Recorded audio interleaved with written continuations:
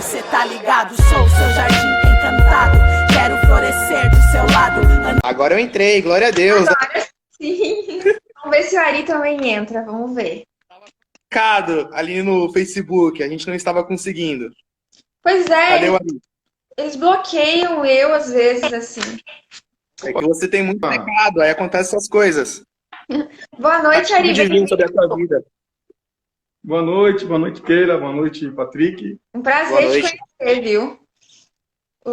Não pode É um prazer estar participando. Não pode ser a mesma coisa do Patrick, né? Mas a gente suporta, né? A Bíblia diz pra gente suportar um ao outro, né? Tô zoando. Ari é um Deus, plantador, eleito do Senhor. Sempre aí, ó, proclamando e evangelizando, falando das boas novas de Jesus.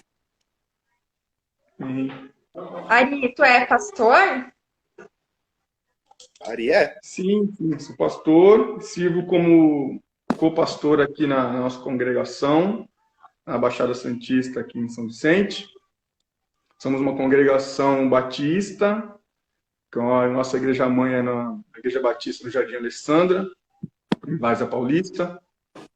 E estamos servindo ao Senhor aí. Prazer poder participar com você nessa live aí. Amém. E tu, Patrick, o que tu é? Eu sou um obreiro auxiliador, estou ajudando o irmão Ari, também o irmão Lucas, e estou na frente do trabalho na plantação, na congregação Batista na Náutica 3. Amém. Então, podemos começar com as perguntas? Pode ser? Pode ser, mas não pode ser muita pergunta difícil, hein? Vai com calma. Aí vocês revezam. Quem quiser responder, responde daí, tá? Sim. O Ari, que é o anjo da igreja, ele vai responder com mais qualificação. Amém. Eu acho que o tema é um tema bastante legal, né? Falar de plantação de igreja, missões. E eu tenho certeza que vai ser uma bênção aí. A gente não sabe de todas as coisas, mas daquilo que a gente puder cooperar e fazer um bate-papo legal aí vai ser bom. Amém. Vamos começar então sobre missão. Quem foram os primeiros missionários? Começa, Ari, pode começar.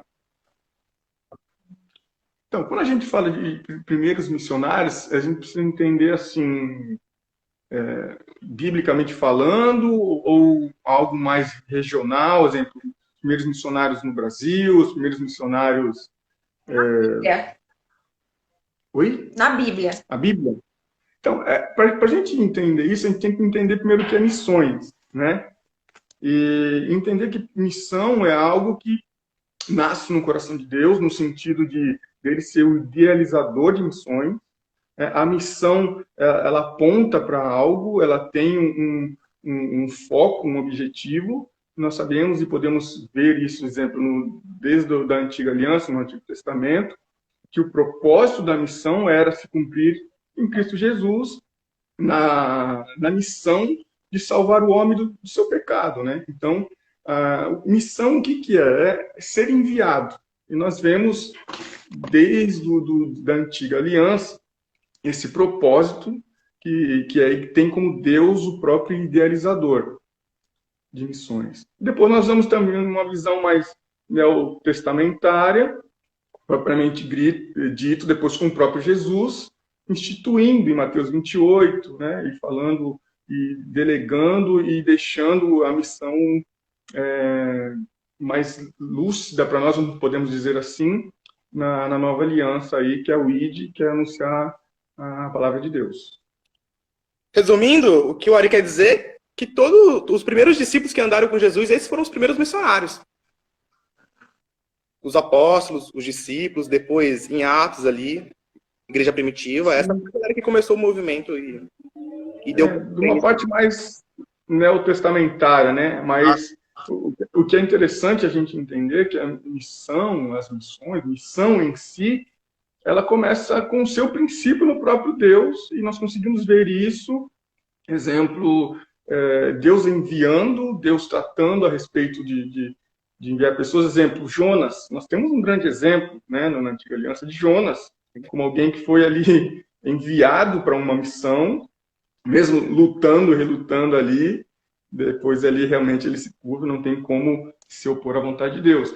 Mas E vemos desde Gênesis, né? A missão de Deus, depois ali com a queda do homem, com o pecado, né, de Adão, nessa missão de resgatar o homem, depois cumprindo suas profecias e cumprindo-se em Jesus, né? Como o grande resgatador. Então, a missão não é só uma visão neotestamentária daquele que é enviado ali, né, propriamente dito na igreja, mas é algo que desde o início já era um propósito de Deus. Eu enxergo assim, biblicamente falando, né? Eu ia pedir para vocês definir missão, mas vocês já estão definindo. Era a segunda pergunta. Tem algo que vocês queiram acrescentar aí? Que queiram acrescentar? O que é missão? Definir missão mesmo? Ou já? Não sei, vamos interagir, né? De repente... É muito amplo também falar de missões. Se eu for pegar para estudar dentro de um seminário, missologia vai ser uma matéria aí de um semestre, 2 semestres, talvez. É algo para você conversar dias e mais dias. Não tem como você limitar a missologia, o estudo da missão, em uma live, em 5 minutos, ou em uma resposta de 2, 3 minutos, entende? É muito complexo, assim, para uma live só. Vamos fazer vários. Tô zoando. E quem é chamado para o trabalho missionário? Todo mundo é chamado para o trabalho missionário ou algumas pessoas? Todos crentes, salvos em Jesus Cristo, são chamados ao trabalho missionário. O pastor batista, Charles Spurgeon, né, o famoso príncipe dos pregadores, ele tem uma frase muito interessante. Ou você é um missionário ou você é um impostor. Então, todo crente que é habitado, que é habitado pelo Espírito Santo, ele é um missionário, ele é um proclamador das boas novas. Eu acredito dessa forma também, porque não há como você ser um discípulo e não cumprir a missão do nosso discipulador, né? Que é aquele que instituiu a igreja, que nos deixou a missão de ir e pregar o evangelho, nos deu. Então, todos os que são discípulos, eles são missionários. É óbvio que a gente poderia abrir parênteses em relação a missões específicas. Todos têm o chamado de ir ao campo, todos têm um chamado de ser Marte, todos têm um chamado de talvez viver em uma missão transcultural. Também é algo que nos faz, talvez, poderíamos meditar nisso, né? Eu tenho a minha opinião, talvez o Patrick tenha a dele, você tem a sua, mas dentro da missão geral, todos os discípulos eles são chamados a anunciar o evangelho. Sim, exato. Alguns vão ser chamados para o campo transcultural, outros vão ser chamados para pregar no seu bairro, na sua rua, ali no bairro onde a sua igreja local está instituída. Mas todos, em geral, são chamados à proclamação do evangelho. Alguns vão ser de forma mais específica. Outros não, vai ser no seu dia a dia, no seu trabalho, na sua escola, na sua faculdade. Mas, independente do local, todos são chamados a essa proclamação do evangelho do reino de Deus. O que é o campo transcultural? O campo transcultural é aquele campo que está além da nossa cultura. Seria a proclamação do evangelho em outros países. O mais exemplo clássico, né, que a gente sempre escuta falar é da janela 10x40, que é onde os crentes são perseguidos pelo comunismo, pela religião islâmica. Certo. Eu acho, só pegar um ganchinho aqui, e o transcultural, às vezes a gente sempre tem um pouco dessa ótica que é em outro país, né? Que é em uma outra língua, né? Você vai evangelho em outro país, em uma outra língua. Mas se a gente tentar aprofundar um pouco, a gente vai ver que o transcultural, às vezes, dentro do nosso país, ele é muito grande, ele é transcultural também. Às vezes não precisa nem tão longe, às vezes dentro de um outro estado, aqui dentro de uma cidade dentro do próprio estado, os dois extremos, vamos dizer assim, são culturas diferentes, né? É óbvio que o evangelho ele é acultural, ele vai ser pregado a toda a criatura, né? Todos. Mas o transcultural a gente às vezes associa muito ao sair fora do país, né? E talvez seja uma maneira um pouco equivocada da gente enxergar. É óbvio que sair fora do país, você pegar uma cultura diferente, uma língua diferente, isso acontece e isso também é transcultural.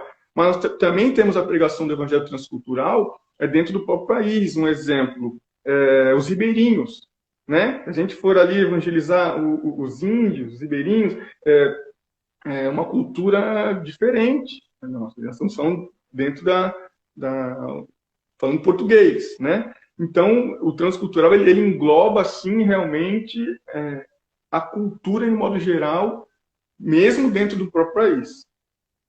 Como a gente é um país continental muito extenso, nós temos diversas subculturas, né? Então, aqui no Brasil, a gente não precisa sair do Brasil para fazer uma missão transcultural. A gente pode, sei lá, eu estou no estado de São Paulo. Se eu for para o Amazonas trabalhar com ribeirinho, já é uma missão transcultural também.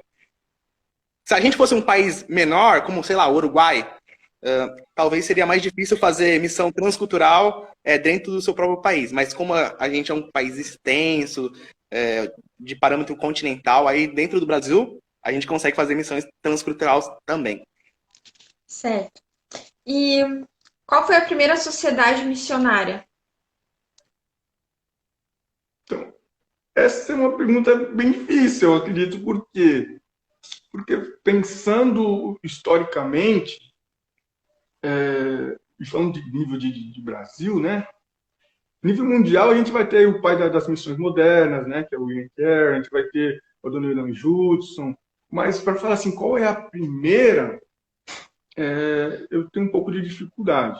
Agora, falando um pouco de Brasil, as primeiras missões, vamos dizer assim, a gente vai ver lá Calvino enviando missionários ao Brasil, que inclusive depois foram perseguidos, expulsos, outros foram mortos. Depois nós vamos ver ali a própria missão presbiteriana, a igreja presbiteriana, enviando missionários americanos. Nós vamos ver a nossa própria história da Igreja Batista, né? Sendo ali em Santa Bárbara do Oeste, chegando ali missionários ingleses. Mas agora, falando assim como sociedade, qual foi a primeira? Eu tenho um pouco de dificuldade de saber historicamente assim qual foi o primeiro sociedade que se organizou de forma missionária aqui no Brasil. Nós tivemos várias frentes, né? Várias denominações. Nós vamos ter depois também com a Assembleia de Deus, lá com o Daniel Berg, com o Navini. Então, são várias frentes denominacionais que vieram e se organizaram depois aí, plantando igrejas, né? E formando essa parte mais missiológica aí. Mas talvez o Patrick possa complementar, se tem as datas mais certinhas aí, alguma coisa assim. Como então, sociedade. Dentro do protestantismo, talvez não, é certeza. A primeira sociedade missionária é com William Carey, em 1800, acho que é alguma coisa, 1700, se eu não me engano. Ou 1800, não me lembro a data exata. Mas missões sempre teve. A Igreja Católica também enviava missionários, eles tinham uma frente missionária, diversos monges. Então, não tem como saber. Bom, alguém que é doutorado em História da Igreja deve saber responder isso com mais certeza, de forma mais concreta. Mas, no meio protestante, a primeira sociedade missionária é com William Carey.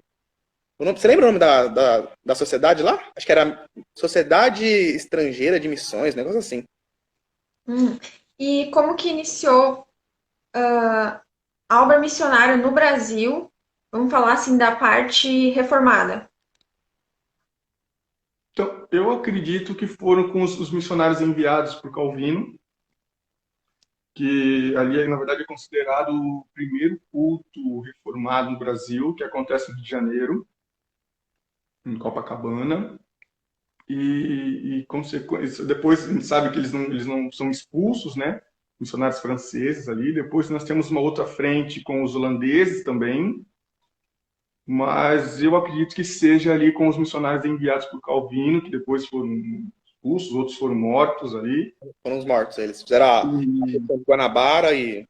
Isso. Eu acredito que foi ali no Rio de Janeiro, com os primeiros missionários enviados ali por Calvino. Mas depois a gente tem outras frentes também, né? Com a Igreja Presbiteriana, né? Que também enviava missionários para a Igreja Batista.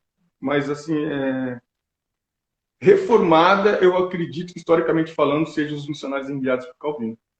Certo, assim, porque as igrejas reformadas começaram a evangelizar primeiro, a fazer missão, do que as pentecostais, né? Até porque nem existe a igreja pentecostal. Não, Igreja isso é pentecostal muito importante, porque as pessoas acham pentecostal é de 1906.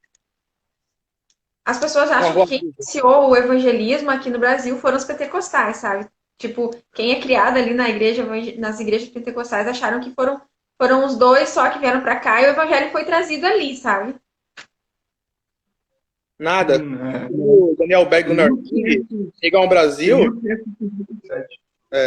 Quando o Daniel Berg e Gunnar Ving chegam ao Brasil, já existia trabalho batista, congregacional, já existia trabalho presbiteriano, existia tudo, já estava tudo rolando.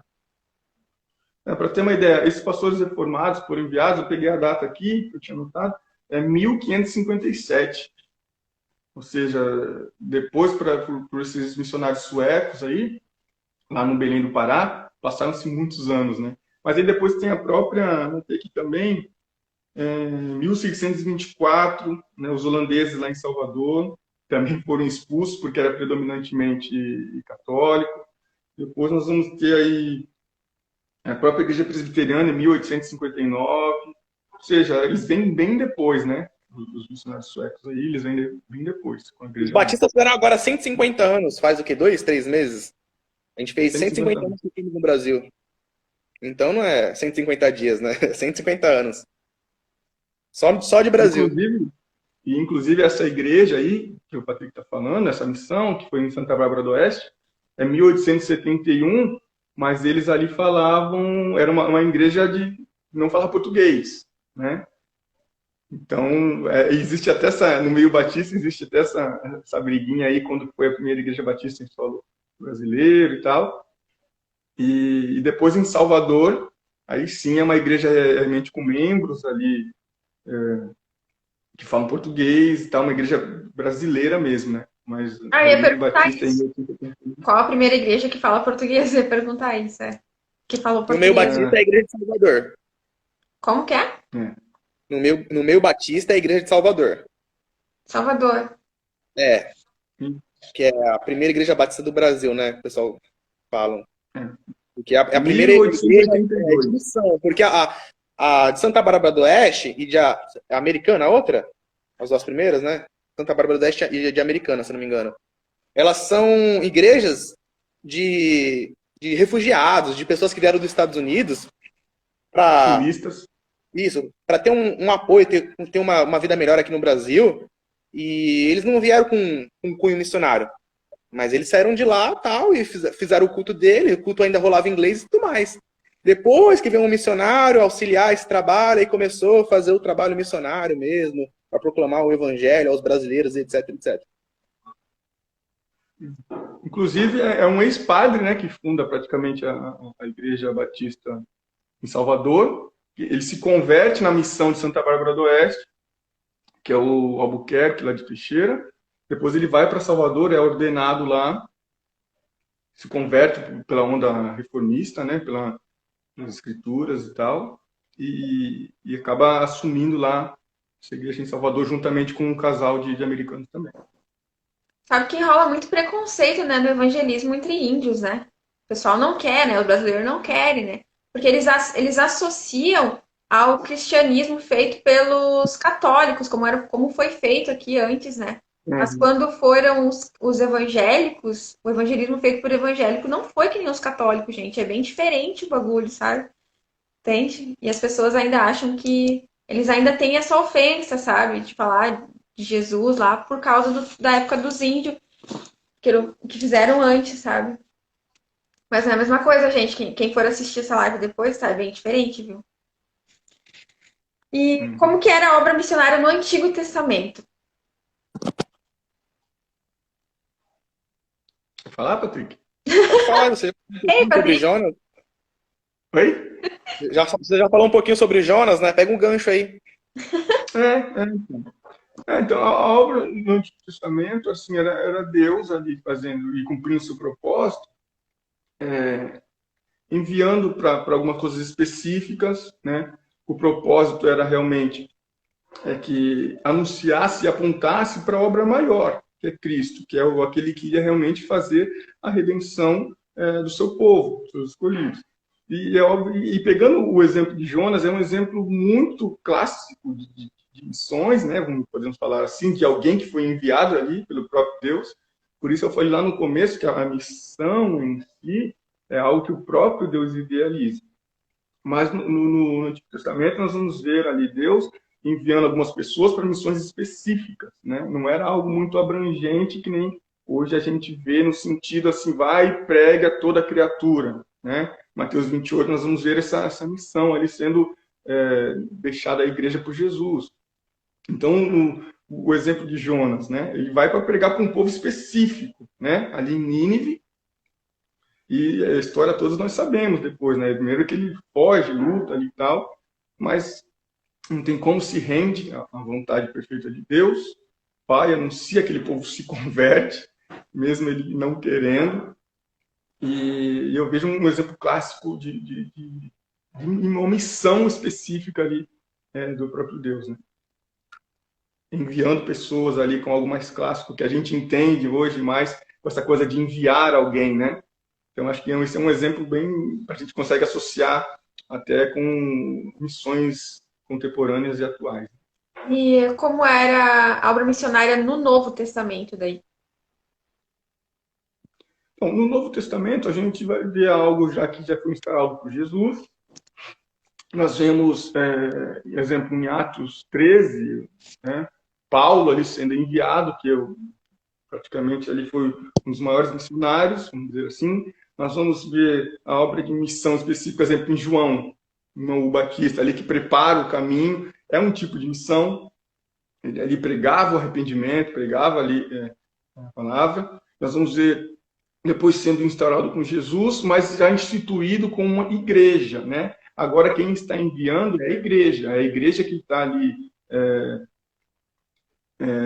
vamos dizer assim, investindo nessas pessoas, capacitando essas pessoas, direcionadas pelo Espírito Santo, isso é óbvio, que nós vamos ver no próprio Atos capítulo 13, mas agora está enviando, mas também agora com a responsabilidade de orar, de sustentar, né? Então, no Novo Testamento, a gente já vê uma ótica um pouco mais institucional, vamos dizer assim, que agora a igreja assumindo uma responsabilidade de estar capacitando, enviando, suprindo, orando por esses discípulos, né? Por esses discípulos aí missionários que estão debaixo da missão, e a missão maior é idealizada pelo próprio Cristo, né? Pelo próprio Deus aí. Então, no Novo Testamento a gente já vê algo mais institucionalizado, algo que é mais com uma organização eclesiológica, podemos falar assim, né?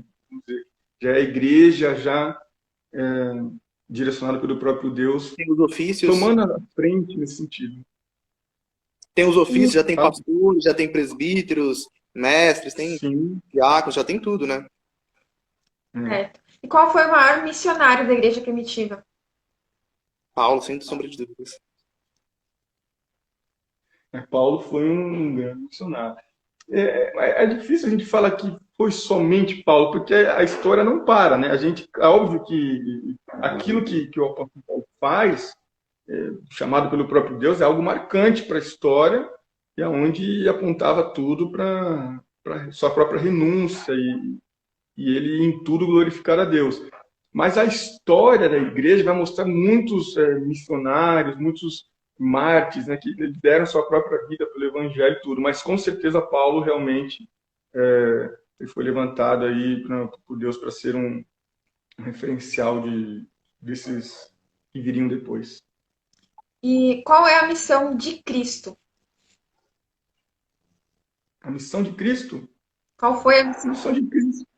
Qual foi a missão dele? Estabelecer o reino de Deus, né? Ele realmente veio para mostrar que ele era Deus, né? Cumprindo a vontade do Pai.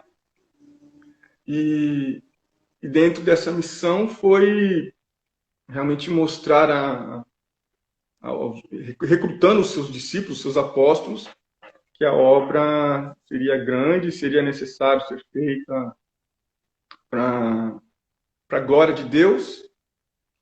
E também eu vejo que a missão de Cristo era realmente resgatar o seu povo. Ele é o sacrifício perfeito, ele é aquele a qual as Escrituras sempre falaram, todas as coisas vão convergir nele. Então, eu vejo que ele é tudo em todos. A gente poderia resumir dessa forma, talvez. A pregação dele, levar ao arrependimento e anunciar o início do reino de Deus. Convidar o Lucas para participar aqui, que está comentando, né? Convida ele. Ver se ele quer entrar aqui, vai ser um culto abençoado. Gente, Soldado no quartel tem que trabalhar, não pode ficar parado. Tá no final, quartel. a gente cobra os dízimos, já estamos estabelecendo uma igreja aqui, ó, plantando uma igreja no meu Instagram, certo? Mas tu vê como que as redes sociais, né, elas são importantes nos dias de hoje, né? Com certeza. Cadê o soldado Lucas? Aparece aí, Lucas. Como é que a gente fala quando o soldado é chamado para a guerra? Ele é alistado, né? Você está sendo alistado, Lucas, para participar com a gente. Convocado. Ele escreveu aqui, Convocado. não podemos esquecer da mulher samaritana. Gente, eu tenho um vídeo lá falando sobre a mulher samaritana, sabe? E ela, realmente, essa passagem aí mexe muito com a minha vida, né? Bom, vamos continuar, né? O Lucas está tímido. Ele não pode participar, gente. Ele não aceitou aqui, gente. Mas, né? Deus sabe de todas as coisas. O Senhor é soberano, né? Ele quer usar o irmão Ari e o Patrick, tá bom? Então, é com nós. Um pouco da história das missões na Idade Média. Se vocês quiserem falar, fiquem à vontade. Muito amplo isso. Isso é papo para uma live só. Missões na Idade Média. Muito amplo. Papo para uma live. Isso aí a gente tem que fazer estudar e fazer uma ou duas, 3 lives, talvez. É algo muito extenso. Não tem como você responder em 2, 3 minutos. Ari, quer falar alguma coisa? Não, mas acho o interessante seria frisar a importância, né, das missões, seja ela na Idade Média, seja depois ali com o próprio William Kerr, a dona Irã Jutz, um pouco mais, esses missionários que abriram mão ali do... Paz, irmãos! Bem-vindo, Lucas! Já fez a soberania do Senhor te trouxe de volta, viu? Então, eu tô aqui no interior, eu vim fazer uma viagem. Eu tô 2 dias sem dormir já, então eu não consegui me preparar para a live, mas eu tô vendo aí o pastor Ari, nosso teólogo do STBL, Patrick, aí, respondendo muito bem as perguntas, cara. Então eu vou participar aqui, mas quero ficar mais só para dar umas pitadas aí, porque eu lembrei, perdão falar, eu falo demais, né? Mas eu lembrei da mulher samaritana, pô. Jesus tem um encontro com ela ali, e aquela mulher sai e divulga o evangelho de maneira espetacular naquele local. Missionário. Eu também comecei a lembrar no Velho Testamento de Neemias, sabe? Então, minha mente começou a trabalhar aqui. Mas vamos lá. Eu vou estar com vocês aqui. Eu peço perdão se cair, porque onde eu tô a internet não é muito boa. Tá bom? Então fico oscilando bastante. Coloca o Pedro também, coloca o Pedro. O Pedro aí, ó. Quem é o Pedro? O Pedro. Tá bom, vou colocar mais o Pedro. Vê se eu consigo colocar mais Pode uma colocar pessoa. o Pedro, porque o Pedro é fera. Bora lá. O Pedro é... Somente 3 convidados podem entrar na sua sala ao vivo, gente. Pedro, você... Tô com a camisa que o Pedro me deu aqui, ó. A camisa que o Pedro me deu, o Ministério Vida. Pedro, você vai participar da próxima. Pedro, Rondônia. O Instagram não permite mais de 4 pessoas, gente. Na próxima, daí a gente coloca o Pedro, tá bom? Amém. Bola pra frente. Então tá, vamos começar. O irmão Ari estava falando ali sobre as histórias de missões na Idade Média. Algum comentário? A importância, né? A importância desses missionários e pela convicção de fé, porque não todos esses não tiveram uma vida fácil, uma vida perseguida, o risco da sua própria vida. E a convicção de fé faz com que essas pessoas não desistam e anunciem Jesus aí em toda parte, né? Acho que se a gente pudesse, como o Patrick falou, aí tem assunto para uma live inteira só falando de missões e desses missionários da Idade Média. Mas acho que a importância, no modo geral, da contribuição deles também no Evangelho, alguns com a sua própria vida, outros ali abdicando praticamente de tudo porque acreditavam no Evangelho. Certo. Como que a igreja prepara um missionário? Eu acredito que hoje nós temos bastante ferramentas, né? Eu acredito que é necessário preparar um missionário teologicamente, porque, como a gente falou lá no início também, e teologicamente não é só a teologia básica, mas eu digo um investimento também na parte social, na parte, por exemplo, um missionário que vai ser enviado para um lugar transcultural, uma nova cultura, uma preparação. Eu acho que é um trabalho que tem que ir pelo lado vocacional. A igreja, acho que ela tem que estar sensível aos vocacionados, aqueles que Deus chama, no sentido de investir nessas pessoas, teologicamente, preparo, né? Aí o preparo, a gente pode abrir um leque aí, né? Seja a parte cultural, por exemplo, o idioma, uma preparação de administração, né? Às vezes a gente vai enviar alguém para o campo, precisa ter uma noção de como vai administrar, porque muitas vezes o missionário, ele está lá, ele e a família dele somente. Então ele vai ser um pouco de psicólogo, ele vai ser um administrador, ele vai ser o pregador, ele vai ser, assim, praticamente tudo no início de uma plantação, né? E geralmente obreiros e mão de obra é um pouco mais escasso. Mas eu acredito que investir primeiramente na pessoa em si, ver se tem essa vocação teologicamente, e estruturando a família, estruturando ali o vocacionado para os desafios que ele vai encarar no campo, né? E a gente sabe que não é fácil. O meu pensamento ele corrobora com o do pastor Ari, e eu vejo que o fato de hoje nós temos seminários, né? Como tem o Patrick de curso STBL, hoje eu faço também uma pós lá no seminário Jonathan Edwards. Pô, o Ari também se formou num seminário, sabe? Tudo isso é bênção, é válido. Só que eu vejo que há uma grande falha da igreja local. Sabe? Eu acredito que a igreja local ela precisa preparar os seus líderes. Sabe? A igreja local ela precisa ter essa consciência. Como o pastor Ari colocou, sabe? O pastor, o líder, está de olho naquele irmão vocacionado, sabe que ele tem aquela visão missionária de fato. Então eu vejo que hoje a igreja local ela falha muito no quesito de enxergar, de preparar o missionário, sabe? E eu acredito que é um grande dever da igreja local isso. Bom, eu vou para a linha dos irmãos. Eu acredito que nós temos que ficar mais atentos aos vocacionados e dentro dessa atenção, nós também temos que investir teologicamente nesses irmãos, temos que investir talvez numa parte linguística, porque ele vai para um campo transcultural, dependendo do campo que ele for, e aí ele tem que aprender outro idioma, aprender outra cultura, e a gente temos que investir, talvez seja um dos mais importantes dos investimentos é na questão da oração e do discipulado. Nós precisamos orar por esses irmãos que estão indo ao campo missionário, eles precisam muito da nossa ajuda de forma espiritual, na questão da oração e na questão do discipulado também.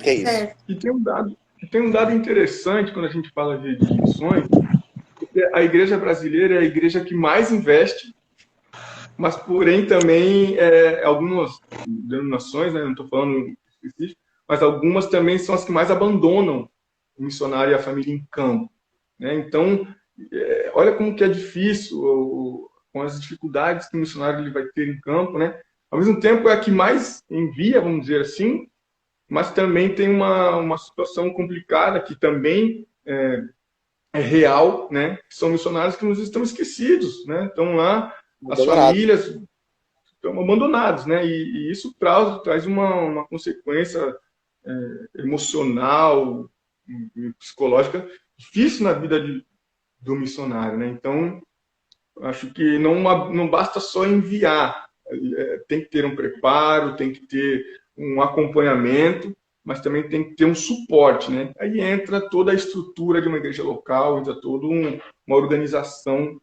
como igreja para entender essa parte missionária e tudo. Sim, eu ia perguntar isso, qual é a responsabilidade da igreja local com o missionário? Bom, o William Carey, né, o pai de missões modernas, ele tinha o pastor dele. Ele era conhecido como o cara que segurava as cordas na Inglaterra. Então, o Carey estava lá na Índia, proclamando o Evangelho de Jesus, apresentando as boas novas aos indianos. Enquanto isso, tinha uma igreja local, tinha um pastor que estava dando assistência para ele, que era o Fuller. Eu tô até com o livro aqui, ó, do Fuller, né? O Evangelho de toda aceitação.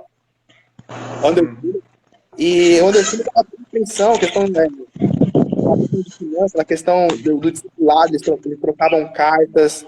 E, ó, o outro também tem aí, ó. Então, é muito importante essa questão de a igreja local ter a responsabilidade, as agências missionárias também, estar atenta com os missionários que estão no campo, para que eles estejam fazendo um trabalho maravilhoso e proclamando o reino de Deus de forma saudável também emocionalmente, porque o missionário ele sofre, ele está longe da família, ele está longe da cultura, ele está longe dos amigos, enfim. Então tem que ter todo o apoio de uma igreja local. Nós estamos aqui, precisamos estar segurando as cordas, precisamos estar orando para esses irmãos que estão lá proclamando o evangelho do nosso Senhor e Salvador Jesus Cristo. Eu vejo também, eu fui falar agora, não sei se vocês conseguiram me ouvir, porque eu tentei colocar um fone aqui. Vocês não conseguiram me ouvir, né? Eu vejo também que há uma grande falha no quesito da igreja local quando ela vai ver esse missionário, ela vai identificar esse missionário. Eu creio que a igreja ela precisa entender que primeiro ele tem que cumprir esses requisitos daqui, ó, tá lá, em 1 Timóteo. Sabe? Então, muitas das vezes, vai cair nesse problema aí que o pastor Ari colocou, que o teólogo Patrick colocou também, sobre o fato dele passar dificuldade, passar problema. Só que quando ele realmente ele tem a convicção de que ele é chamado para algo, a desistência não é fácil. Sabe? Então eles não vão desistir por qualquer coisa. É fato que a igreja abandona, graças a Deus, no meio batista, isso é quase que não acontece. Eu ainda sou um novato no meio batista, entretanto eu tenho aprendido que a igreja batista ela investe nos seus missionários. Ao contrário dos outros meios a qual eu vim, o pastor ali também veio. O pastor ali tem muito mais experiência do que eu. Ele já viajou até para outros países aí para fazer missão. Eles abandonam mesmo, deixam o missionário lá e eu já ouvi isso de pessoas de confiança quando o missionário pediu um sustento, falou, vá vender banana. Foi isso que falaram para ele. Entendeu? Só que eu percebo que quando esse missionário ele é realmente chamado, vocacionado, repito mais uma vez, quando ele cumpre aqui os requisitos aqui, ó, que nós encontramos em 1 Timóteo, esse missionário ele vai para cima, como o Patrick ele finalizou para honrar o nome do nosso Senhor Jesus, glorificar o nome do nosso Senhor Jesus, ele vai para cima, ele não desiste com facilidade. E uma coisa que nós não podemos esquecer, isso nós não podemos esquecer jamais, que a seara é grande e poucos são os ceifeiros. O dono é Cristo, é Ele que sustenta, é Ele que traz a provisão e Ele nunca vai abandonar o missionário que realmente Ele colocou lá. Disso eu tenho certeza.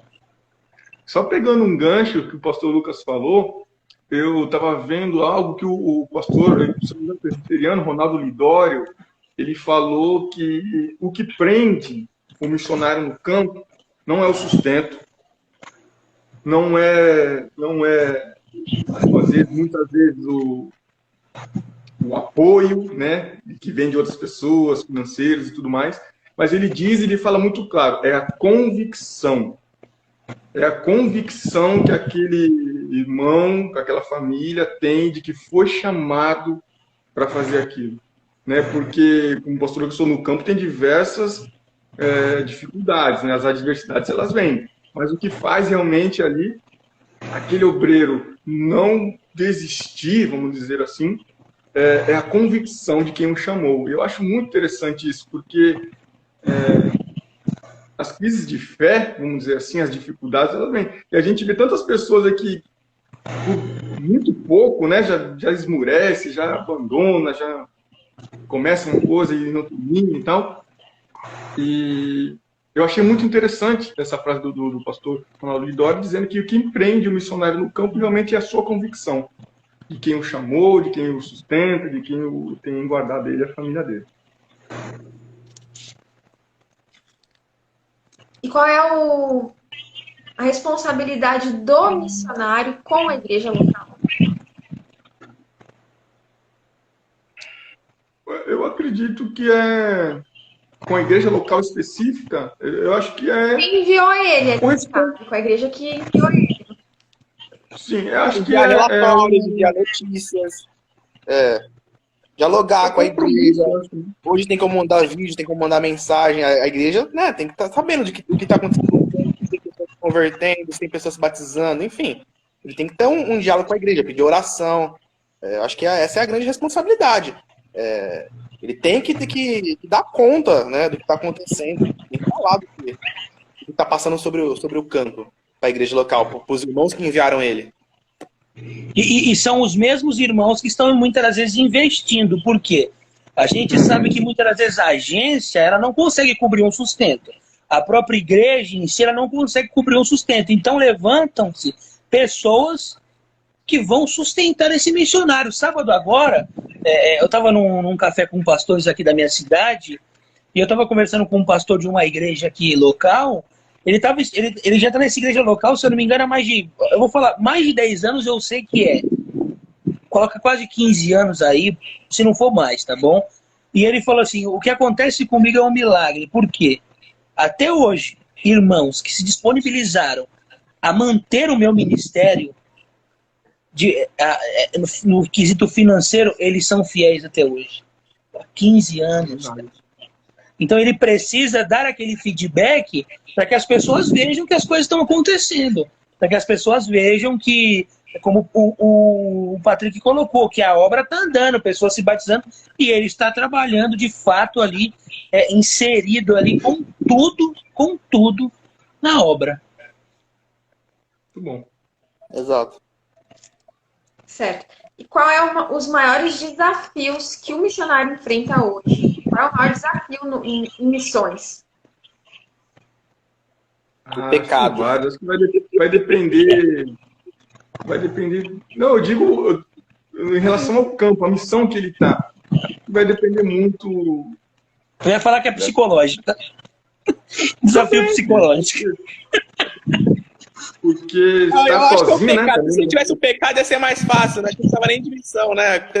O pecado entrou no mundo, é uma bosta, né, cara? Cara, eu vejo que um dos grandes desafios que ele enfrenta hoje é o fato dele estar convicto, sabe? Sabe? É ele acreditar. Eu vejo que é ele e ele mesmo. Acreditar naquela obra, acreditar que ele está ali mesmo a partir não de um sonho humano, a partir não de alguém que foi lá e apontou o dedo para ele e falou que você irá ser um missionário, não. Mas ele está ali a partir daquilo que Cristo determinou para ele. Sabe, eu consigo ver que há uma grande luta, porque conversando com missionários, analisando alguns missionários, você percebe que muitos deles estão em dúvidas. Porque, como a gente acabou de comentar, a dificuldade vem e eles acabam espanando, sabe? E eu vejo que eles precisam ter essa convicção de quem de fato o chamou, sabe? Eu vejo que é muito uma luta interna. Assim, existem várias, mas pensando aqui agora, eu consigo enxergar que essa é uma das grandes dificuldades que hoje é enfrentado. Por quê? Como vocês falaram sobre missão transcultural e tudo, e o que nós realizamos hoje é missão.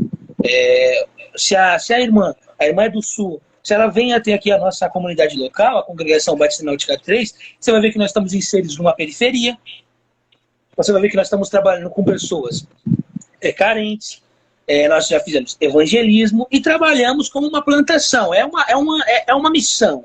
Não é à toa que na nossa placa está a missão da Igreja Batista Jardim Alessandra, de Jundiaí, de Várzea Paulista, ali, sabe? E quando nós estamos ali inseridos naquele meio, naquele local, fazendo a obra do Senhor, as dificuldades, elas aparecem, cara.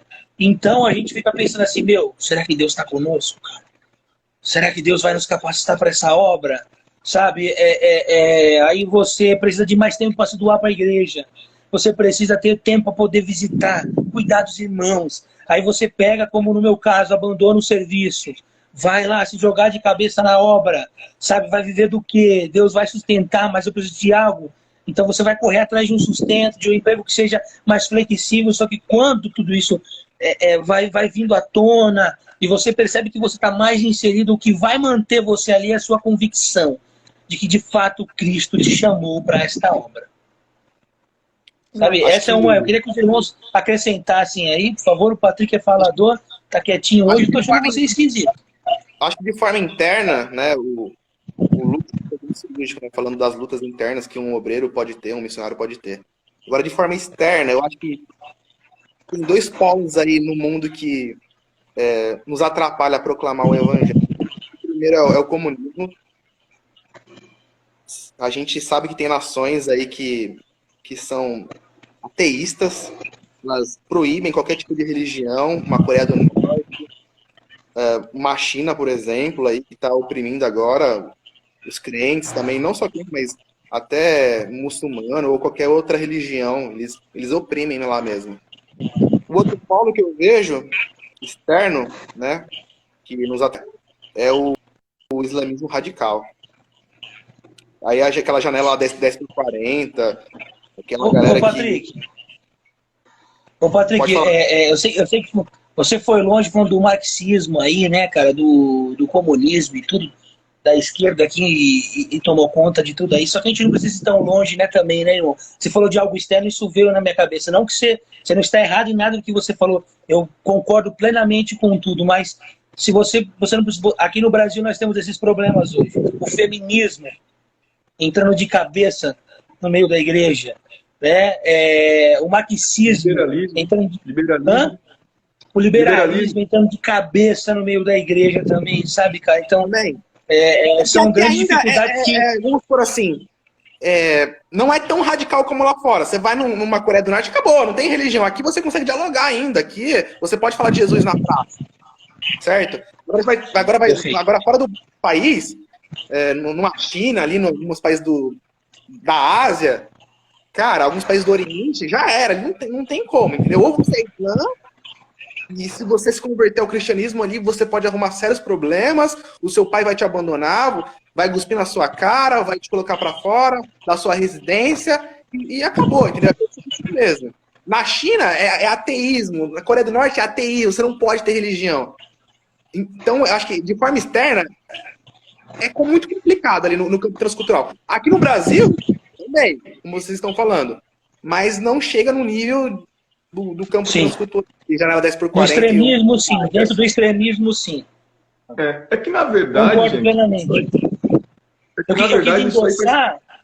Eu quis endossar porque hoje é uma grande dificuldade que a gente encontra aqui. Entendeu? O liberalismo tomou conta. De fato, eles estão... É uma frase que você sempre fala, né, Patrick? Pô, nós vamos dar tudo de bom beijada para esses caras. Sabe? Eles estão entrando, estão tomando conta, entendeu? Então, são coisas que, às vezes, chega de forma suave, só que a gente está vendo as consequências aí, entendeu? A gente está vendo, porque as pessoas, elas vão se bandeando por isso daí, cara. Porque elas querem... É bíblico, cara. Eles procuram mestres para si mesmo, comichões nos ouvidos. Sabe? É bíblico, isso é pura Bíblia, entendeu? Então, lá você tem um extremismo radical, onde vão cortar a sua cabeça, vão estuprar a sua mulher, eles vão querer matar o seu filho e vão torturar você. De fato existe, a gente sabe. Mas desse lado de cá, nós encontramos uma perseguição na base da chacota, porque eles olham para você e falam que você é radical também. Eles olham para você e começam... uma perseguição na base da ideologia, né? Você é você vira algo pejorativo para eles, sabe? Então, bom, acabou, cara, sabe? É bem complicado. Eu acho que o missionário mesmo, cara, como os irmãos colocaram aí, ele tem que estar muito bem preparado. Muito bem preparado. Mais uma vez eu repito, eu estava conversando com os pastores no sábado e chegou um pastor lá no meio de nós lá, Eu estou abrindo minha igreja agora, eu queria saber aí o que vocês entendem de dízimo, porque eu não sei muito bem desse assunto. O que eu posso para minha igreja? Um pastor que não sabia definir nem o básico. São pessoas que não estão preparadas, sabe? Eu tô falando demais, falei que ia falar pouco, tô falando demais, né? Ari, fala um pouquinho. Isso porque tá 2 dias sem dormir, hein? Isso é porque tá 2 dias sem dormir. Imagina quando tiver, ó, o soninho todo ok. Meu Deus, hein? Fala aí, Kira. Tu queria comentar ali, pode comentar alguma coisa aí. Não, então, o que eu estava comentando em relação a essas perseguições, isso aí nunca vai acabar, isso aí já faz parte da história da igreja. A igreja, ela é perseguida, vai ser perseguida, mas o que nos perseguição aí diz que as portas do inferno não prevalecerão contra a igreja do Senhor. Por exemplo, se a gente pegar Paulo em Atenas, né, Paulo em Éfeso, ali ele foi perseguido, a perseguição existe. Então, isso aí não vai deixar de existir, não vai deixar de... É óbvio que Deus soberanamente, ele abre as portas, ele permite que vão em uns lugares, outros não, né? A gente vê o próprio em Atos falando ali que o Espírito Santo não deixa Paulo passar lá para Macedônia para ele poder anunciar o evangelho naquele lugar. Mas eu vejo assim, a perseguição, a dificuldade, ela sempre vai existir. E em relação também desses países fechados, né? Por incrível que pareça, pega lá a Coreia, se eu não me engano, acho que a Coreia do Norte hoje, da janela 1040, é o país com mais fechado, o país mais difícil de se entrar evangelho. E tem pessoas evangelizando lá. Tem missionário lá, tem gente lá anunciando as verdades do Senhor. Com dificuldade, sim, com risco de morrer, de ser preso, de ser... Tem em diversas situações. Então, assim, não vai deixar. A perseguição não vai deixar de existir aí com a igreja. Eu ia perguntar isso. Como que faz a missão em país que é proibido fazer missão? Vocês chegam pro cara e dizem, ei, você vai ser enviado para a Coreia do Norte. É Coreia do Norte, né? Tá certo, né? Às vezes eu confundo com Coreia do Sul. Coreia do Norte. A do Sul tem bastante crente na do Sul. Eu quero ir lá pro Talibã, né? Eu quero converter os caras do Talibã, tá ligado? Como é que faz isso, hein? Como é que as pessoas vão pra lá? De onde elas surgem? Em locais que não tem como surgir. Tá. Bom, eu vou São começar. chamamento interno, né, cara? Em primeiro lugar, convicção, né? Tem que ter convicção que Deus está chamando. Segundo, você tem que ter uma profissão. Você não pode chegar lá na Coreia do Norte e falar, eu sou teólogo, sou formado pela FATERJ. Você precisa ter, sei lá, você precisa ser um engenheiro, um médico, entende? Um professor de inglês, um negócio assim. Você precisa ter uma profissão para você conseguir entrar naquele país. Você não vai com essa carteirinha de pastor entrar lá. Então você tem que ter uma estratégia, sei lá, jogador de futebol, qualquer raio do tipo assim. Entende? Então tem que ter convicção, Deus está me chamando, tem que ter preparo teológico e tem que ter uma profissão titular. É o único jeito que eu vejo. Eu não pude deixar de pensar aqui, o Ari vai lembrar, tem um pastor que nós conhecemos que ele, eu não me lembro, se não me engano ele está na China, não sei se é isso mesmo, ou se ainda está, mas ele entrou lá para evangelizar a partir do jiu-jitsu. Nossa, que top! Pra dar aula lá, pô. Não dá para chegar como o Patrick foi, pô, excelente aí na afirmação dele, pô. Você não pode chegar lá e falar assim, eu sou um pastor, vou entrar aqui. Você tem que entrar pela porta dos fundos ali, quietinho, quase que clandestino ali, e então ganhando seu espaço e pregando o evangelho para aquelas pessoas lá, cara. Ari quer falar alguma Exato. coisa? Eu vejo que a parte aí o que o Patrick falou é uma estratégia, né? Então, dentro da estratégia, envolve também a preparação, que foi aquilo que o pastor Lucas também falou. Ou seja, às vezes, gente, a gente está falando de uma missão específica, 4, 5 anos de preparação. Né? Não é uma semana, um mês, um ano. Tem é uma questão de coisas. Aí entra idioma, aí vai entrar cultura, vai entrar diversas coisas, né? Então, às vezes, uma missão específica dessa, ela precisa ser muito bem planejada, no sentido de organização, Mas a gente sabe que Deus é aquele que está à frente, Deus capacita e tal, mas a parte que nós temos que fazer de se preparar, de estar fazendo aquilo que está possível a gente fazer, que é a preparação, isso leva tempo. Então, um obreiro bem preparado leva tempo, ainda mais com uma missão tão específica. Então, ele não vai deixar de ir, mas ele vai precisar se preparar. Idioma, cultura, vestes e tudo mais. E aí, assim, as estratégias são diversas. Ele pode entrar através do esporte, pode entrar através da sua profissão, pode entrar através de outros meios, entendeu? Mas aí as estratégias, elas surgem, né? Certo. É importante a gente relembrar sobre Paulo. Porque Paulo, ele fica em torno de 13 anos. Desses 13 anos, 3 anos foi aprendendo com Jesus no deserto. Então foram mais de 10 anos se preparando para depois fazer a primeira viagem missionária.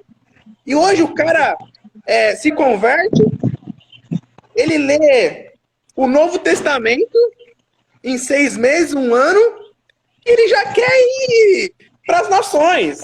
Entende? Sem nenhum preparo, sem nenhuma convicção concreta que o Senhor está chamando, e pensa que é viagem turística, pensa que é aventura, e não é. O cristianismo, ele é sério. Paulo se preparou, os apóstolos se prepararam. Então não é assim, me converti, tô aqui na igreja 6 meses, e vou fazer a minha viagem missionária e vou proclamar o evangelho, colocar minha mochila nas costas e vou rodar a África sendo um super-herói. Não é desse jeito. Não funciona assim. Não. Peço perdão aos irmãos aí que a minha internet caiu, tá? A internet tá oscilando aqui. E pegando o gancho do que o Patrick falou aí, a gente é um pouco vivido aí no meio das igrejas aqui, principalmente das locais aqui. Então você pega geralmente os filhos dos pastores presidentes, né, das grandes igrejas, né, eles vão fazer missões. São enviados para a igreja para fazer missões. Só que é mó engraçado que eu não vejo nenhum deles indo para um lugar ruim, cara. Estão sempre indo para um lugar bom, cara. É meio que um intercâmbio que eles fazem. Europa, América do Norte. Europa, só para um lugar bom, cara. Ao ponto de uma vez eu ver um e falar assim, ela ainda brincando, o chamado deles foi ir para África, mas o meu é para ir para Paris, viu? Meu, sacanagem, né, cara? Isso é um desrespeito, cara. Um desrespeito que os nossos irmãos aí que estão sofrendo aí, padecendo pelo evangelho. Tá bom, gente? Todo mundo quer ir para África, mas ninguém quer ir nas favelas, né? Ninguém quer ir embaixo das pontes, né? Não precisa ir para África. Também. As favelas estão lotadas aqui, vão nos becos, sabe? Cracolândia, São Paulo. Cracolândia, isso aí. Graças a Deus ainda tem alguns irmãos aí que fazem a obra missionária, né? A gente tem que ser honesto também com as juntas, com as organizações missionárias. Tem muita gente fazendo bastante trabalho sério também. Muita gente investindo em missões de uma forma séria, uma forma correta. Então tem também o lado bom da coisa, né? Amanhã eu vou ter uma live com o Mensageiro Rapper, e ele é um cara que tá sempre na Cracolândia evangelizando. O trabalho dele é bem missionário, sabe? É benção mesmo. Eles têm um preparo bem abençoado, né? Ninguém quer ir nesses locais, né? Como que é distribuído como é que é a palavra? Os recursos destinados às missões. Como que é feito isso? De onde vem o dinheiro para o missionário?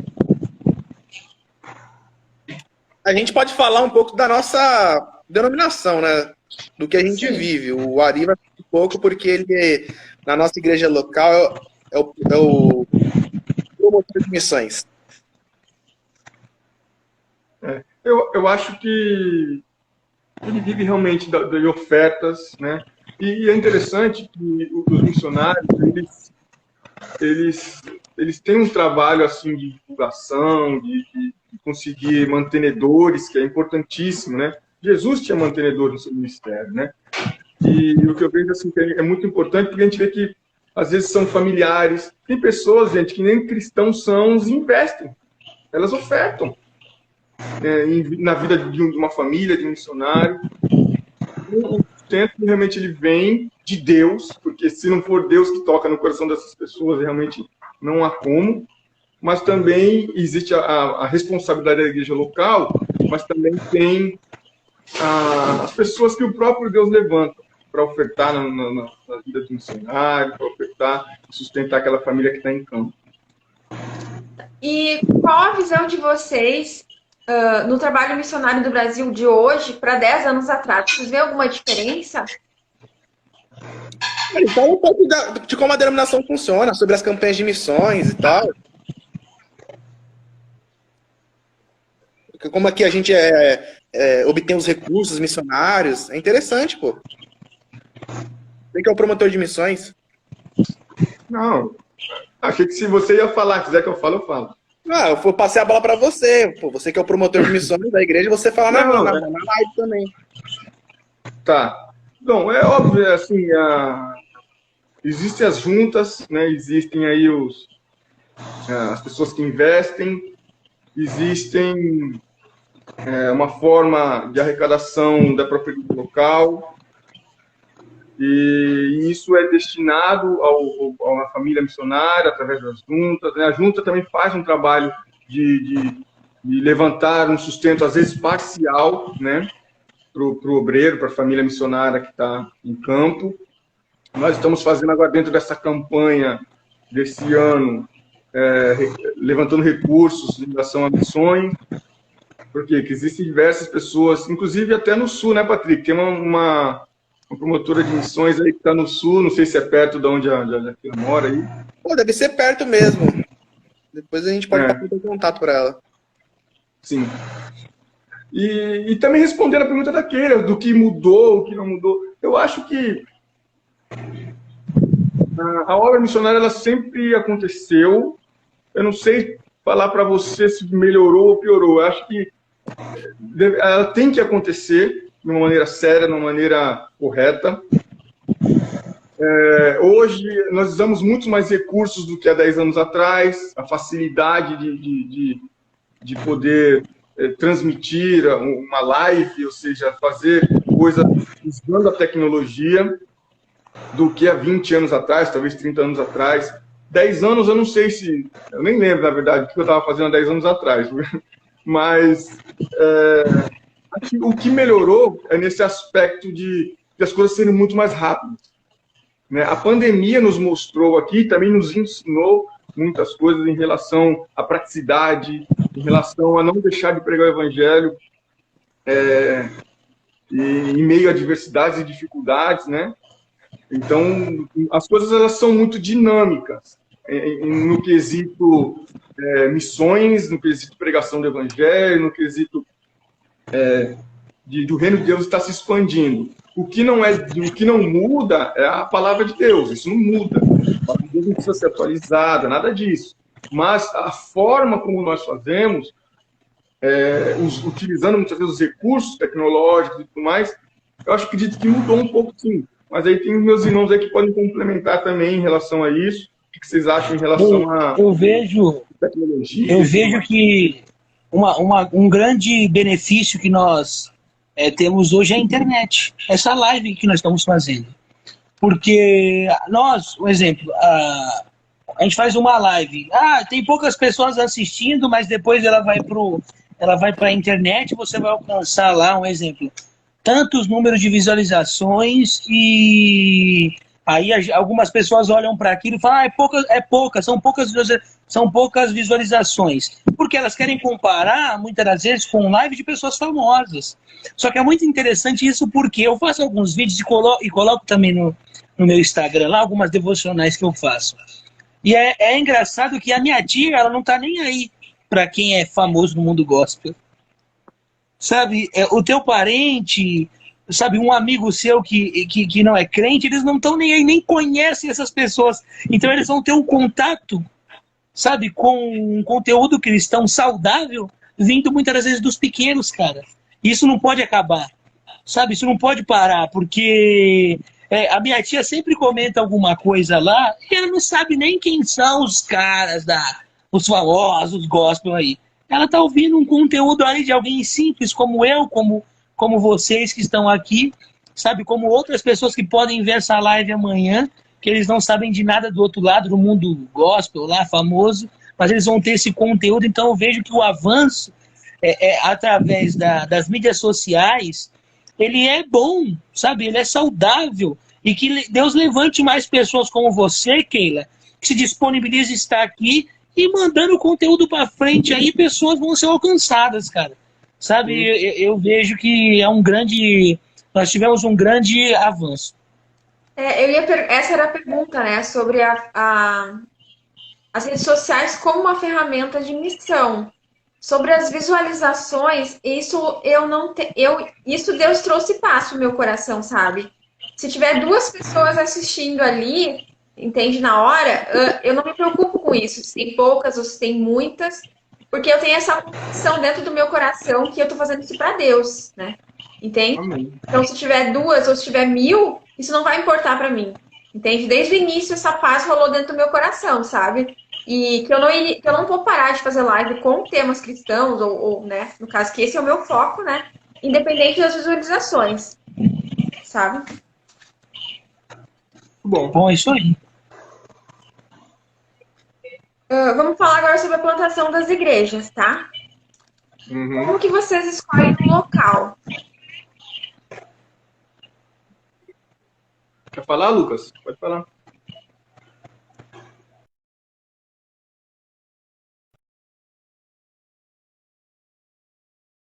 Plantação em nossa comunidade local. Deus ali, ele nos colocou naquele bairro. Não foi algo pensado por nós não pensamos assim, vamos para lá porque nós estamos vendo algo e fizemos ali algumas contas e fizemos um mapa geográfico. Não, isso não aconteceu. Deus, ele nos direcionou para aquele local, nós entendemos ali, depois de algum tempo, que não havia igrejas saudáveis naquele local, então ali nós começamos a trabalhar como uma congregação batista, de fato prescrevendo uma confissão de fé, adotando uma doutrina saudável, uma teologia bíblica e saudável. Então eu vejo que essas coisas acontecem de diversas maneiras.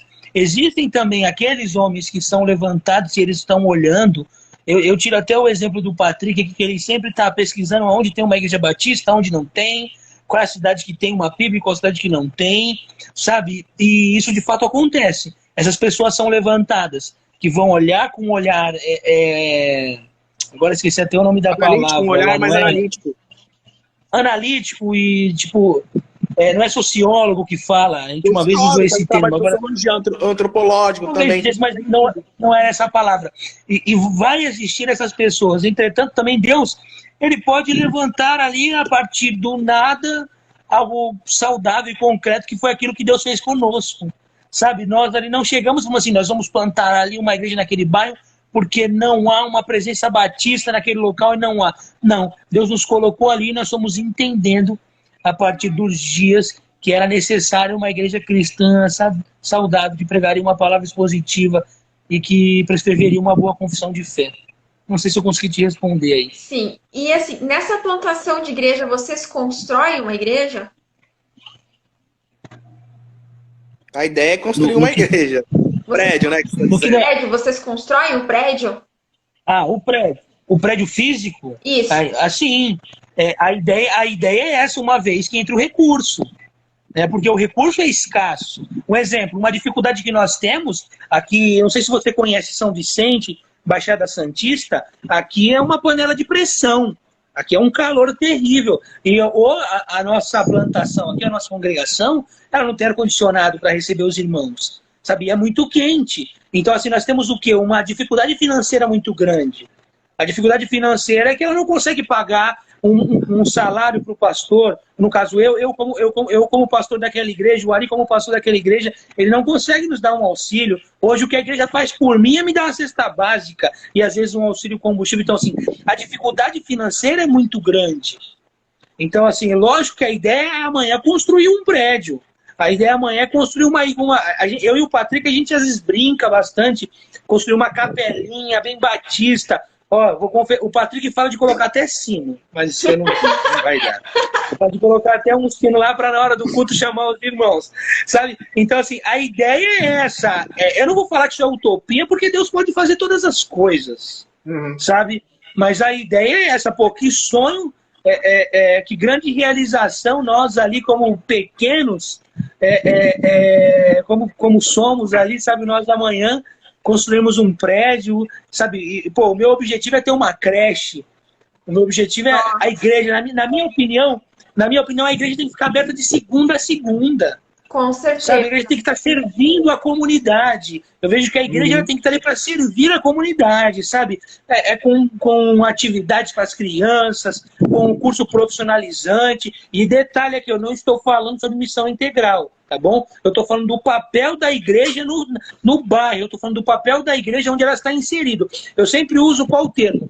Ser relevante aonde você está inserido. Eu até brinco, eu sempre falo, a gente vai conseguir colocar uma creche lá. Já pensou Falta se tivesse recurso? escolas cristãs, escolas batistas em todas as cidades?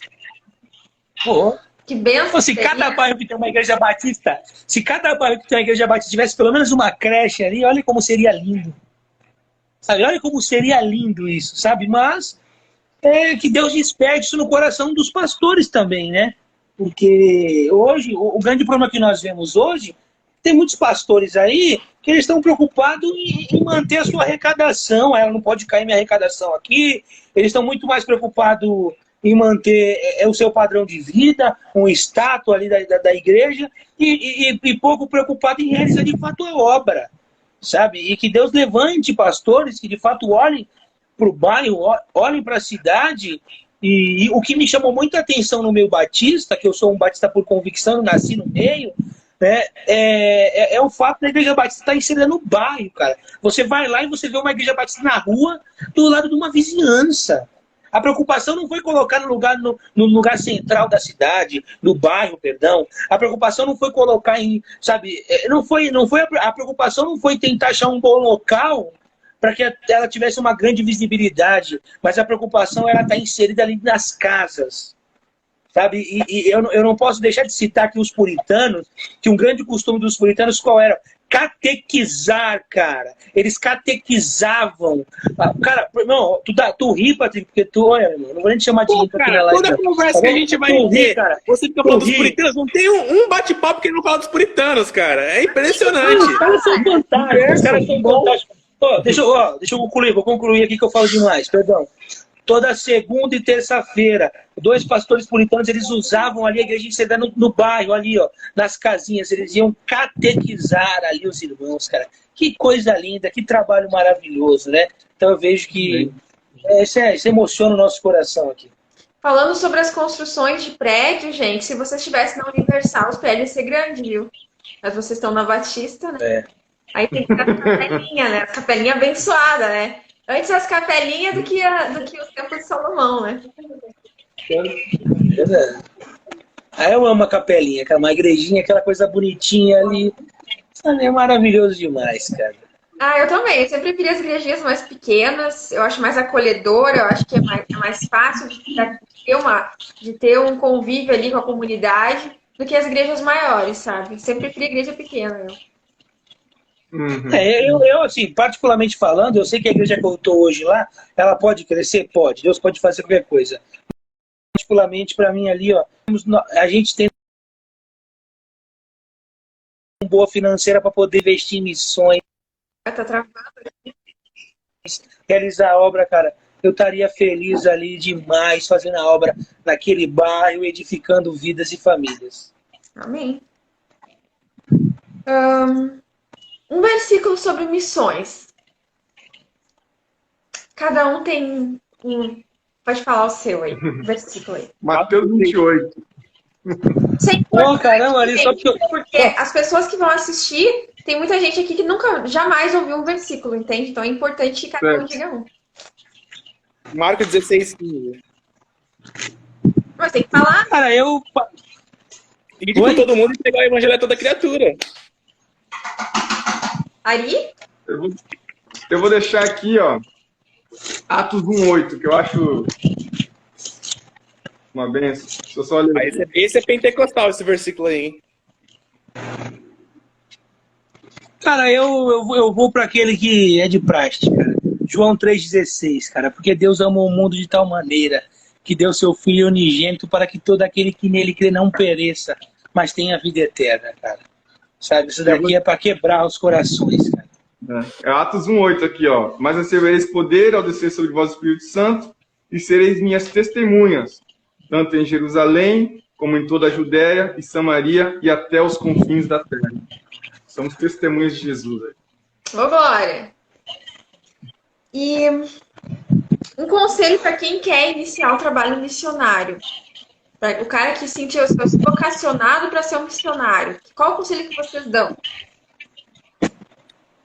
Converse com seu pastor. Fale para ele o desejo que está no seu coração. Fale abertamente, né? Para que ele possa orar, que vocês possam orar e aí ter um preparo, né? Ter um acompanhamento aí, algo mais específico aí, para entender se essa é uma chamada de Deus para sua vida. Acho que esse seria um caminho. Um conselho que eu daria é: você está fazendo missão para o seu vizinho? Você está fazendo missão na sua casa? Então, a partir disso, nós iríamos estudar a Bíblia. Vamos lá para Timóteo, lá aprender sobre as qualidades de um oficial ali. E então é trabalhar com ele o fato da solidão, do abandono, da perseguição. E trabalhar também com ele o fato da grande tarefa que ele tem de levar o nome de Cristo e que, independente de qualquer coisa que venha, como qualquer dificuldade, ele está fazendo aquilo para Cristo. Sempre para Cristo. É importante ele ter a convicção, né? o reconhecimento interno da chamada. Também é importante a igreja reconhecer. A igreja local reconhecer essa chamada, essa vocação dele. Porque se a igreja não reconhecer, só ele reconhece, alguma coisa está errada nisso. Errado. Os apóstolos pediram para a igreja reconhecer quem ia ser separado ao diaconato. Escolha dentre vós 7 homens cheios do Espírito Santo. A igreja reconhece, a igreja escolhe também. Então, se a igreja não reconhecer o seu chamado, provavelmente deve ser alguma coisa da sua cabeça, provavelmente deve ser alguma coisa do seu próprio ego, do seu coração. Não é uma coisa de Deus. Certo. E um convite aí, vocês querem convidar o pessoal para ir na igreja de vocês, onde fica? Bom, a nossa congregação, ela fica inserida em São Vicente, litoral São Paulo, Baixada Santista, no bairro Cidade Náutica 3, na rua Antônio Pedro de Jesus, 349 Altos. E olha, todos que forem lá serão bem-vindos. Tomarão um café conosco, um café proporcionado pela Suner Café. Geralmente é esse café que vai ter lá. E nós vamos sentar e bater um papo, porque o que nós prezamos em nossa comunidade local é o convívio e o relacionamento. É isso que nós preservamos naquele local. É não chamar você apenas para... vem para cá, fecha os teus olhos, vem aqui assistir um culto e Deus vai falar com você. Não. É chamar você para o ajuntamento, para cultuar a Deus junto. Esse papo de fechar os olhos e não olha por irmão que está do seu lado, balela, meu irmão. Olha assim, abraça ele, vamos adorar a Deus juntos. É o relacional. Amém. E falando um pouquinho também sobre café, né? Que parece que é bom, né? Todo mundo diz, né? Vamos falar um pouquinho sobre o café Sunner, você fala? Suner. Suner. Eu falava Sunner. O que, Patrick? É teu sobrenome, cara. Vai lá, manda. Cara, é o seguinte. Tem gente que fala Summer, tem gente que fala Summer. Se falar Suner, eu já fico feliz, mas na verdade o pronunciamento correto em espanhol é Sunheiro. Mas se falar Suner, eu já aceito, meu. Porque ninguém consegue falar Sunheiro. Eu fico feliz já. Falou Suner, eu já fico feliz. Agora, falar Summer, falar Sumer, Aí já me deixa triste. Mas Suner já me deixa feliz. Eu aceito Suner.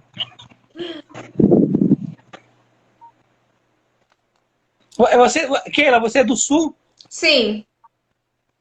Você já tomou o café? Ainda não, eu tô aguardando, né? A gente vai providenciar. Eu tô aguardando o Nós vamos providenciar. café. Nós vamos providenciar para você aí esse café, porque olha, que tempo maravilhoso, viu? Eu tô 2 noites sem dormir aqui, mas eu tô, olha, maravilhado com esse bate-papo, viu? Eu nunca tinha feito isso daqui, sabia? Sério? Como eu tô feliz, cara. Que bom! Sério. Nunca tinha feito isso. Como Deus foi bom. Quando eu for para Oi? São Paulo, nós vamos todos tomar um café, gente. Vai ser uma bênção. Vai trazer Você será chimarrão. bem-vindo. Eu levo chimarrão, né? E vocês compartilham. Nunca tomei. Aí. Eu nunca tomei chimarrão, vai ser bom. Bom, eu gosto, é bom. Já tomou?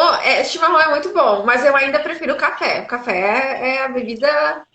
É a melhor. Um chima, no tempo geladinho aí do sul, ó, perfeito, viu? Não, mas a gente toma chimarrão e café no verão aqui. Pode estar muito calor e o pessoal tá tomando chimarrão igual. Tá? É bem raiz mesmo, né, o povo? E Keila, você está convidada para vir aqui conhecer a nossa congregação, viu? Com certeza. Ano que vem eu quero dar uma passeada, né, em São Paulo. Tem muitos locais para conhecer, muita gente. E com certeza eu vou dar uma passadinha aí, tá? Vou estar no culto, né? Venha com a missão aqui de trazer até uma palavra às nossas mulheres aqui, viu? Ô, Glória! Venha com essa missão. Amém, vou ir sim. E gente, para encerrar, como que o pessoal pode ajudar? Como que o pessoal pode auxiliar, doar algum valor aí, tá? Para plantação de igrejas? O Patrick que está se envolvendo nessa área de doação aí, Patrick, fala um pouquinho aí. Bom, se for uma ajuda financeira para nossa igreja local, é só entrar em contato com o tesoureiro da igreja, mas já que o tesoureiro não está na live, pode entrar em contato comigo, que eu passo o contato do tesoureiro. Né? A conta ainda da igreja não existe, a gente usa uma conta que o tesoureiro fez só para a igreja. Por que não existe a conta da igreja? Porque ainda nós somos uma congregação, nós não temos o CNPJ. Então, nesse momento, de forma provisória, estamos usando uma conta que está no nome do tesoureiro. Entretanto, isso é passageiro e logo vai estar tudo bonitinho, com o CNPJ e tudo ok, como a norma nos manda. Pô, calma aí. Ó, eu sei que tu falou sobre a doação aí, mas eu queria falar sobre o fato de nós queremos colocar um projeto com as crianças na igreja. A gente quer iniciar esse projeto lá. O que precisa ser colocado na igreja? Grades. A gente precisa colocar... Perdão, não é grades, são telas. São telas ali em volta para que, como o nosso espaço é no alto, para as crianças, pô, Deus o livre ainda elas um dia caírem de lá. Então nós estamos com muito cuidado quanto a isso. Nós queremos colocar telas na igreja para que a gente consiga iniciar o projeto com as crianças. Então, se alguém que está vendo essa live quer ajudar o fato da gente começar com o projeto com as crianças do bairro, com aulas de reforço, devocional, música e outras atividades, que você procure mandar sua oferta que nós vamos instalar essa tela lá, tá bom? Sabe que acabou também tem a mesa de som, né? Que a gente tá precisando trocar a mesa de som. Sim. A mesa de som é algo que, pô, nós prezamos demais, sim, Patrick, a mesa de som, cara. A gente precisa trocar demais, mas entre a mesa e esse projeto com as crianças, eu ainda fico com o projeto com as crianças aí, cara. Mas, pô, tem um monte de coisa que a gente precisa. Se a gente começar a falar, a gente vai fazer mais uma live só falando do que nós precisamos. Falando em crianças, agora me deu assim uma ideia, né? Que eu tô com um projeto de fazer livros infantis, né? Depois que eu li os livros que a minha filha de 6 anos traz para casa da escola, eu fiquei chocada como o inimigo tem investido, né, na mentalidade das crianças. Não tem condição de ler. Teve livros que eu não pude ler para ela, sabe? Que os professores nem têm noção disso, não se dão conta. Então, a necessidade de ter livros que que não sejam assim, ó, a Bíblia, mas que tenham conteúdo cristão para eles, entende? Então, você me deu a ideia assim agora de, a partir do momento que eu escrever esses livros e publicá-los, eu estou em parceria com uma editora, Educação Cristã, fazer uma porcentagem destinada à missão do evangelismo infantil, sabe? Aí eu entro em contato com vocês, tá? Me lembrem disso, Amém. tá bom? Tem uma... Escrever o primeiro livro ali, aí vocês me lembrem disso, tá? Opa, manda pra gente sim, viu? Nós estamos fazendo um trabalho de catecismo agora aqui, que estamos catequizando as nossas crianças. Tem uma irmã aqui da igreja que ela providencia isso, inclusive hoje ela me cobrou de corrigir a lição que vai ser passada domingo. O nome dela é Andressa. Ela que elabora tudo, ela que também escreve tudo. E ela tem estudado sobre... Ela tem 2 filhos também. Acho que um tá com 10 e o outro tá com 8. E ela tem estudado bastante sobre esse tema também. Sabe, como o ensino educacional lá, proposto pelo MEC, é danoso às nossas crianças. Inclusive, ela comentou comigo que se ela pudesse, ela não mandaria nem os filhos dela para a escola, ela educaria em casa. Com certeza. Foi isso que ela falou. É livro ensinando a se vingar, é livro ensinando, indo contra o capitalismo, é livro assim, bem pesado para crianças tão pequenas, né? Sabe? Já no pré elas já são ensinadas assim a tudo que é contrário à Bíblia, né? Isso mesmo. Então, gente, vou agradecer vocês pela participação, tá? Gostei muito da live, foi bem descontraída, foi muito bom mesmo participar com vocês. Que Deus continue abençoando, viu? Que mais... Pode só deixar. Pode falar. Posso só deixar uma palavrinha final aí para as pessoas que talvez depois vão ver essa live e tudo. A gente falou sobre missões, né? E quem sabe depois que você está vendo essa live, você que está compartilhando com outras pessoas, você vai se sentir desafiado a entender mais, a querer saber mais, porque é um ministério lindo, é um chamado lindo de Deus para as nossas vidas. E talvez a partir dessa live, Deus desperte você ainda mais na sua igreja local, a se envolver com missões, a se envolver com projetos missionários. Então, eu queria deixar essa palavra, né? Porque a gente falou de alguns desafios que existem no campo missionário, mas também existe algo maravilhoso que é ser chamado pelo próprio Deus para fazer algo específico, né? Ser aí alguém que anuncia a palavra de Deus. E quem sabe através dessa live não aquece o seu coração aí, para você se envolver mais com o Ministério de Missões da sua igreja, ajudar o seu pastor aí, se tornando talvez um promotor de missões, né? Então, acho bem legal aí. E ore, né? Quem sabe aí você não é o próximo missionário que Deus está levantando para anunciar as verdades do Senhor aí no seu bairro, na sua cidade, em outro estado, em outro país. E o que importa realmente é glorificar o Senhor acima de tudo aí. Só queria poder deixar essa palavra aí para as pessoas que estão vendo, as pessoas que vão ver depois, para que talvez o Senhor aí esteja despertando você para essa maravilhosa obra que é missões. Amém. Mais alguém queira falar algo? Eu quero me desculpar, né? Porque eu achei que eu não ia conseguir entrar na live, mas consegui. Deus foi bom. Amém, foi muito bom mesmo. Isso aí, ainda conseguimos incluir mais um irmão, né? Ó, eu vou pedir perdão, tá? Por não ter colocado a tua foto ali, mas é porque eu não sabia da tua participação ainda, viu? Tá? Numa próxima live, eu coloco a tua foto. Ficou no 45 do segundo tempo. Mas não tem problema, não. Não se importa com isso, não. Quem colocou o Ari nessa enrascada foi até eu, viu, Keila? Que eu falei pra ele, eu tava vindo pro interior já, sabe? Que eu vim aqui fazer uma missão aqui. E, eu falei, não vou conseguir participar, cara. Tava com medo da oscilação da internet, eu não consegui me preparar direito, sabe? Eu falei, eu precisava ter dado uma estudada a mais. Eu falei pra ele, irmão, me socorre lá e tal. E ele entrou aí e ajudou demais aí, cara. Mas graças a Deus eu também consegui participar aí. Tá bom? Graças a Deus, cara.